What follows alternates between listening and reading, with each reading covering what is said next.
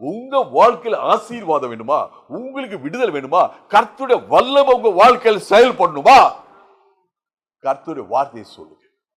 என்னை பலப்படுத்த கிறிஸ்துவினால் எல்லாவற்றையும் செய்ய எனக்கு பலன் உண்டு.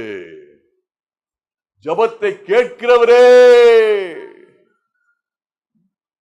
கர்த்தருடைய வார்த்தை உங்க வாயில இருக்கணும். எப்ப உங்க வாயில இருக்கும்? கர்த்தருடைய வார்த்தை உங்க இருதயத்தில் இருந்துச்சுதான். என் கையில் உள்ள பைபிள் எங்க இருக்கணும்? இருதயத்தில் இருக்கணும். இருதயத்தில் இருந்தா வாயில ஆட்டோமேட்டிக்கா வரும். ஹல்லேலூயா. இதயத்துள்ள உலகம்தான் சுத்தி சுத்தி இருக்குன்னா உலகப்பிரமான வார்த்தை வந்துட்டே இருக்கும். இந்த யோசுவா 1ஆம் அதிகாரம் 8-9 ஆண்டவர் என்ன சொல்லிருக்காரு? கர்த்தருடைய வார்த்தை இருந்துச்சுன்னா, கர்த்தரை விசுவாசித்தனா, கர்த்தருடைய வார்த்தை கீழ்ப்படுதுனா உன் வாழ்க்கையில செழிப்பு, உன்